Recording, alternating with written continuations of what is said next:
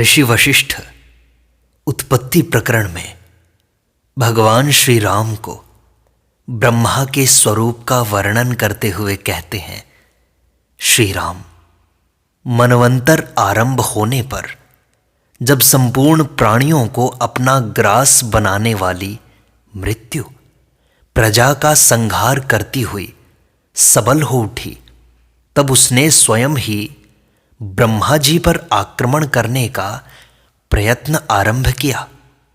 उस समय धर्मराज यम ने उसे शीघ्र ही इस प्रकार शिक्षा दी। धर्मराज ने कहा, मृत्यु ब्रह्मा चिन्मय व्योम स्वरूप हैं। उनकी आकृति पृथ्वी आदि पांचों भूतों से रहित है। वे मनोमय और संकल्प रूप हैं। भला उन पर कैसे आक्रमण किया जा सकता है? जो चेतन आकाश के समान चमत्कार पूर्ण और चिन्मय आकाश के समान अनुभव रूप हैं, वे ब्रह्मा चिन्मय आकाश ही हैं। उनमें कार्य कारण भाव नहीं है। जैसे आकाश में इंद्रनील मणि से बने हुए तथा औंधे रखे हुए महान कड़ाह का सा आकार पृथ्वी आदि से रहित प्रतीत होता है, और जैसे संकल्प निर्मित पुरुष भी पृथ्वी आदि से रहित ही ज्ञात होता है, उसी प्रकार स्वयंभू ब्रह्मा भी पृथ्वी जल आदि तत्वों से रहित ही भासित होते हैं। केवल परमात्मा में न दृश्य है और न दृष्टा ही है। यह स्वयं चिन्ह मात्र स्वरूप ही है, तथापि स्वयंभू नाम से प्रकाशित होता है। आदि मध्य और अंत से रहित चिद आकाश रूप अद्वितीय ब्रह्म ही अपने संकल्प के कारण स्वयंभू ब्रह्मा के नाम से पुरुष अथवा देहधारी सा भासित होता है। श्री राम, जिसका पूर्व जन्मों में उपार्जित कर्मों से युक्त पूर्व शरीर रहा है, उसी को इस जन्म में संसार स्थिति की कारणभूत स्मृति का होना संभव है। जब ब्रह्मा का कोई प्राक्तन कर्म है ही नहीं, पहले का कर्म है ही नहीं, तब उन्हें पूर्व जन्म की स्मृति का उदय कहां से और कैसे होगा? इसलिए ब्रह्मा का शरीर पृथ्वी आदि कारणों से रहित है। ब्रह्मा अपने कारणभूत परब्रह्म परमात्मा से अभिन्न एवं स्वयं आत्म स्वरूप है। श्री राम, स्वयंभू ब्रह्मा का वह शरीर आतिवाहिक ही है जो अजन्मा है। उसे आधि भौतिक शरीर की प्राप्ति हो ही नहीं सकती। तब श्री राम ने पूछा, गुरुदेव, सभी प्राणियों का एक आतिवाहिक शरीर होता है और दूसरा आधि भौतिक, किंतु ब्रह्मा जी का केवल आतिवाहिक ही शरीर क्यों है, आधि भौतिक क्यों नहीं? तब श्री वशिष्ठ ने कहा, श्री राम, सभी भूत कारण आत्मा है, पंचीकृत भूतों से उत्पन्न देह आदि से युक्त है। इसलिए उनके दो दो शरीर होते हैं, परंतु अजन्मा ब्रह्मा के लिए ऐसा कोई कारण नहीं है। इसलिए उनके एक ही आतिवाहिक शरीर है। एकमात्र अजन्मा ब्रह्मा ही सभी जाति के प्राणियों के लिए परम कारण है। उसका दूसरा कोई कारण है ही नहीं। इसलिए भी उनके एक ही शरीर है। संकल्प रूप ही उनका शरीर है। पृथ्वी आदि भूतों के क्रमशः सम्मिश्रण से उनके शरीर का निर्माण नहीं हुआ है। वे चिद आकाश रूप आदि प्रजापति ब्रह्मा ही विविध जीवों की सृष्टि करके उनका विस्तार करते हैं। वे जीव ब्रह्मा के संकल्प के सिवा अन्य कारणों से उत्पन्न नहीं हुए हैं। अतः वे भी चिद आकाश स्वरूप ही हैं। जिस उपादान से जिसकी उत्पत्ति होती है वह तद्रूप ही होता है। जैसे मिट्टी से निर्मित हुआ घट मृत्तिका रूप ही है। स्वर्ण के कटक कुंडल आदि दृष्टांतों के द्वारा इस बात का सभी को अनुभव होता है। संसार में व्यवहार करने वाले समस्त प्राणियों में ब्रह्मा ही सबसे प्रथम चेष्टाशील चेतन भूत हैं। अंतःकरण ही उनका स्वरूप है। उन्हीं से अहंकार का उदय होता है। जैसे वायु से हिलना चलना आदि चेष्टाएं प्रकट होती हैं, उसी प्रकार उन प्रथम प्रतिस्पंद पहले प्रकट हुए चेष्टाशील चेतन भूत ब्रह्मा से अभिन्न रूप वाली यह सृष्टि प्रकट हुई और फैली है।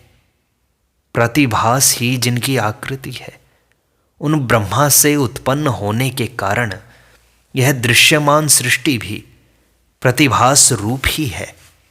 फिर भी लोगों की दृष्टि में यह सत्य सी प्रतीत होती है। इस विषय में दृष्टांत है। स्वप्न में दिखने वाले स्वप्नांतर में प्राप्त होने वाला स्त्री का समागम। जैसे स्वप्न में स्त्री समागम का स्वप्न देखा जाए तो उससे भी वीर्यपात होता है। उसी प्रकार व्यवहार और प्रयोजन की सिद्धि की दृष्टि से असत वस्तु भी सत्य वस्तु के समान व्यवहार का प्रकाश करती है।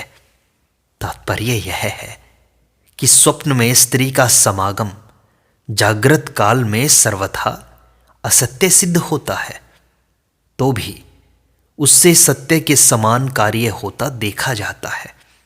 इसी प्रकार प्रतिभास मात्र शरीर वाले ब्रह्मा से उत्पन्न यह सृष्टि भी यद्यपि प्रतिभास रूपा ही है, तथापि सत्य के समान प्रयोजन को सिद्ध करती है। जिनका शरीर पृथ्वी आदि तत्वों से नहीं बना है, जो चिद आकाश रूप और निराकार हैं, वे संपूर्ण भूतों के अधिपति स्वयंभू ब्रह्मा सशरीर पुरुष की भांति प्रतीत होते हैं। पृथ्वी आदि तत्वों से शून्य आकार वाले संकल्प पुरुष ब्रह्मा का शरीर चित्त मात्र है। वे ही तीनों लोकों की स्थिति के कारण हैं। स्वयंभू ब्रह्मा का यह संकल्प प्राणियों के कर्मों के अनुसार जिस जिस प्रकार से विकास को प्राप्त होता है, चिद आकाश रूप आत्मा उसी प्रकार से प्रतीत होता है। ब्रह्मा मनोमय ही हैं, पृथ्वी आदि निर्मित नहीं है। इसलिए उनसे उत्पन्न हुआ यह विश्व भी मनोमय ही है, क्योंकि जो जिससे उत्पन्न होता है वह तद्रूप ही होता है। जैसे सोने का बना हुआ कटक कुंडल आदि सोना ही होता है। अजन्मे ब्रह्मा के कोई सहकारी कारण नहीं है, सुतराम उनसे उत्पन्न हुए जगत के भी कोई सहकारी कारण नहीं है। अतः यहाँ कारण से कार्य में कोई विचित्रता या विलक्षणता नहीं है। इसलिए जैसे कारण शुद्ध है, वैसे कार्य भी शुद्ध ब्रह्म ही है। यह सिद्धांत स्थिर हुआ। इस जगत के विषय में कार्य कारण भाव की किंचित मात्र भी संगति नहीं है। जैसा परब्रह्म है वैसे ही तीनों लोक हैं। जल द्रवत्व से अभिन्न ही है। उस अभिन्न रूप जल से जिस तरह द्रवत्व का विस्तार होता है, उसी प्रकार मनोरूपता को प्राप्त हुए ब्रह्मा अपने शुद्ध आत्मा स्वरूप से ही जगत का विस्तार करते हैं। वह जगत उनके विशुद्ध आत्म स्वरूप से भिन्न नहीं है। जैसे ज्ञानियों की दृष्टि में रस्सी में सर्प भाव नहीं है, उसी प्रकार जगत में आधि भौतिकता नहीं है। फिर वे प्रबुद्ध ब्रह्मा आधि भौतिक देह में कैसे रह सकते हैं? मन ही ब्रह्मा के स्वरूप को प्राप्त हुआ है। वह मन संकल्प रूप है। मन अपने ही स्वरूप को विकसित करके इस जगत का निर्माण एवं विस्तार करता है। मन का रूप ब्रह्मा है और ब्रह्मा का रूप मन। इसमें पृथ्वी आदि का कोई प्रवेश नहीं है। मन ने ही परमात्मा में पृथ्वी आदि की कल्पना की है। जैसे कमल गट्टे के अंदर भावी कमल नाल विद्यमान है, उसी प्रकार मन के भीतर संपूर्ण दृश्य वर्ग स्थित है। मन, दृश्य वर्ग और इन दोनों का दृष्टा, इनका कभी किसी ने विवेक नहीं किया। जब तक दृष्टा और दृश्य का विवेक न किया जाए, तब तक अज्ञान का उच्छेद न होने से मन में दृश्य वर्ग की प्रतीति होती ही है। यदि दृश्य रूप दुख सत हो, सच्चा हो, तो उसकी कभी शांति नहीं हो सकती। और दृश्य की शांति न होने पर ज्ञाता में कैवल्य की सिद्धि नहीं हो सकती, मोक्ष की सिद्धि नहीं हो सकती। दृश्य का अभाव हो जाने पर ज्ञाता में ज्ञात्री भाव स्थित हो तो भी वह शांत या निवृत्त हो जाता है। वही ज्ञाता का कैवल्य ही उसका मोक्ष कहा गया है।